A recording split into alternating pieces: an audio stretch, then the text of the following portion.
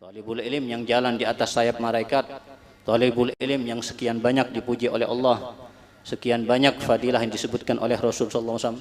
Tapi kelakuannya, adabnya tidak beda dengan adab yang di luar yang bukan thalibul ilm. Apa bedanya? Harusnya terbedakan.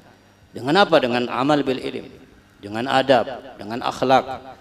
Bahkan walaupun hanya berjalan aja, keluar rumah, dahulukan kaki kiri, keluar rumah baca ayat kursi, keluar rumah bismillah tawakkaltu ala Allah, baca doa itu. Allahumma inni a'udzubika an adilla au udhal au azilla au uzal au adlima au udlam au ajhal au yujhal alai au abghi au yubgha alai. Doa diajarkan oleh Nabi Muhammad SAW.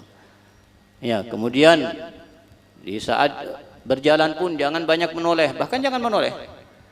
Nabi kalau berjalan tidak pernah menoleh. Kalau mau menoleh, Nabi menoleh dengan apa? Dengan badan beliau. Tidak hanya kepala yang menoleh, tapi badan berputar juga. Itu Nabi Muhammad SAW. Ini udah kita menoleh kanan. Ini bukan adab. Termasuk adab adalah jaga pandangan kita. Jangan kita melihat jendela-jendela rumah mereka, pintu terbuka, ada siapa di dalam itu? Ngapain? Ada bukan adab. Ya, yang adab kita pandangan hanya fokus di depan aja. Rabi bin Khaisam yang termasuk min kibar tabi'in juga. Rabi bin Khaisam muridnya Sayyidina Abdullah bin Mas'ud. Rabi bin Khaisam kalau berjalan, Rabi bin Khaisam ini nunduk, bukan hanya melihat ke depan tapi nunduk, jalan menunduk, sehingga banyak orang menyangka Rabi bin Khaisam ini seorang yang buta, padahal tidak buta, menunduk. Jadi menunduk ke bawah jalan. Sampai-sampai kalau datang ke rumah Sayyidina Abdullah bin Mas'ud untuk belajar dengan beliau, kadang-kadang budaknya Sayyidina Abdullah bin Mas'ud membuka pintu. Setelah melihat Rabi bin Khaisam di depan pintu, maka akan kembali kepada Sayyidina Abdullah bin Mas'ud dan mengatakan, itu loh murid anda yang buta datang di depan pintu. Dibilang yang buta, padahal bukan yang buta. Tapi beliau melihat, cuma selalu menundukkan. 40 tahun tidak pernah melihat ke arah langit. Ada sabit penunari. Wah, ada seharusnya yang kita hiaskan adab kita ini dengan hal-hal yang seperti ini ketika kita berjalan. Seorang sahabat Nabi yang bernama, insyaallah, yang bernama Sayyidina Abdurrahman bin Sa'labah. Sayyidina Abdurrahman bin Sa'labah suatu waktu diperintahkan oleh Nabi Muhammad SAW untuk hajat beliau. Kemudian keluar sahabat Sayyidina Abdurrahman bin Sa'labah ini keluar dari masjid untuk melaksanakan hajatnya Nabi Muhammad karena perintah Nabi Muhammad. Di tengah jalan, Sayyidina Abdurrahman bin Sa'labah ini menoleh ke arah rumah yang saat itu kebetulan pintu rumah tersebut terbuka dan terlihat ada perempuan di situ. Nah, di situ langsung beliau berpaling. Dan semenjak itu beliau merasa banyak dosa, merasa melakukan dosa besar. Bagaimana ana bisa melakukan hal ini? Ana jalan untuk hajat Nabi Muhammad SAW. Kemudian ana bisa melihat perempuan yang bukan mahramnya. Tidak mungkin, ini adalah dosa yang besar. Dia melihat bagaimana ta'zimnya kepada Allah, bagaimana ta'zimnya kepada Rasul SAW. Ana tidak pantas lagi untuk berjumpa dengan Nabi Muhammad dengan wajah yang sudah melihat perempuan yang bukan mahramnya. Ana sudah tidak pantas lagi melaksanakan hajat Nabi Muhammad, khidmah untuk Nabi Muhammad, karena ana melakukan apa yang ana lakukan daripada dosa barusan ini.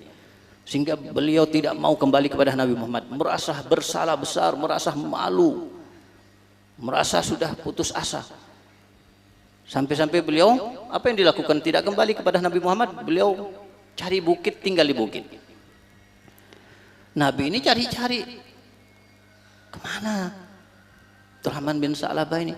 Kok tidak balik-balik? Sehari lewat, 2 hari lewat, 3 hari lewat, sampai berhari-hari. Hanya Nabi menyuruh Sayyidina Umar bin Khattab, mungkin kalau tidak salah juga bersama Sayyidina Salman Al-Farisi, untuk mencari beliau ini Sayyidina Abdurrahman bin Sa'labah. Cari, tanya sana, tanya sini, tidak ada. Di dalam kota Madinah tidak ada. Maka beliau kemudian mencari di luar kota Madinah. Dicari di luar kota Madinah karena perintah Rasul untuk mencarinya. Ternyata bertemu dengan seorang pengembala kambing atau pengembala onta. Dan kemudian ditanyakan, pernah melihat Sayyidina Abdurrahman bin Sa'labah? Kalau aku tidak kenal siapa Abdurrahman bin Sa'labah. Cuma aku melihat seseorang yang asing yang tinggalnya di atas bukit ini, di seberang bukit ini, yang setiap sehari sekali datang kepadaku meminta air susu. Habis itu lari lagi. Dan kelihatan orangnya agak aneh. Akhirnya, di mana letaknya? Di mana, dari mana datangnya? Dari arah mana? Dicari. Dan ternyata ketemu. Dalam keadaan sudah sakit. Dalam keadaan kurus, tidak makan, tidak minum. Ketika ketemu Sayyidina Umar itu sudah ketakutan. Anda dicari oleh Rasul. Itu sudah takut, dan aku tidak mungkin ketemu Rasul dengan setelah apa yang aku lakukan daripada dosa. Aku tidak mungkin wajahku bertemu Rasul, tidak pantas wajah seperti ini ketemu Rasul. Tapi Anda dicari, aku diperintahkan harus Anda menghadap kepada Rasul. Dipaksa, dibawa oleh Sayyidina Umar, Sayyidina Salman Al-Farisi sampai di masjid. Melihat Rasul itu gemetar beliau, Sayyidina Abdurrahman, merasa kayak melakukan dosa paling besar sudah. Bergemetar, pucat. Kenapa Anda ya sahabat ya Rasulullah? Aku tidak pantas lagi khidmat kepada Anda, tidak pantas lagi menatap. Dilihat sama Rasul sudah sakit, istirahat, bawa ke rumah. Kemudian dibawa ke rumahnya, suruh istirahat. Dan tambah lama, tambah sakit, tambah parah. Kemudian Rasul menjenguk beliau. Dan ternyata Rasul melihat sudah apa yang Anda rasakan ya Abdurrahman bin Sa'labah. Aku melihat, aku terasa seperti ada semut-semut yang berjalan di tubuhku. Maka Nabi SAW mengatakan, kalau begitu aku melihat kamu tidak lama lagi akan meninggal dunia. Dan benar apa yang dikatakan oleh Nabi SAW, meninggal dunia. Setelah itu Nabi mengantarkan jenazahnya. Bahkan ikut mengantarkan jenazahnya, Nabi ini sambil berjinjit ketika ikut mengantar jenazah Sayyidina Abdurrahman bin Sa'labah, menjinjit. Jadi jalannya jinjit Nabi. Sahabat-sahabat Nabi yang lain melihat Nabi seperti itu jalannya heran. Kenapa ya Rasul?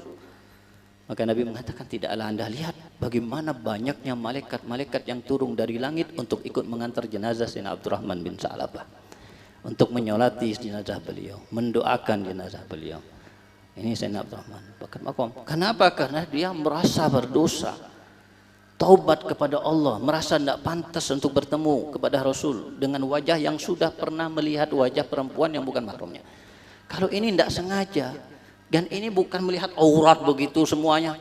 Kalau ini yang seperti ini aja, seperti ini, kita berapa kali melihat aurat perempuan, tidak ada penyesalan. Tidak ada kita merasa tidak pantas, tidak ada kita merasa berbuat salah. Bahkan bukan hanya dosa besar, seakan-akan kita tidak ada salah kepada Allah Subhanahu wa taala. Seakan-akan kita tidak akan menjadi jauh daripada Rasul sallallahu alaihi wasallam. Mau mimpi Rasul, mau dekat dengan Rasul, mau kepingin merasakan lezatnya ya perjumpaan dengan Rasul, rindunya Rasul. Tidak mungkin kalau kita maksiat.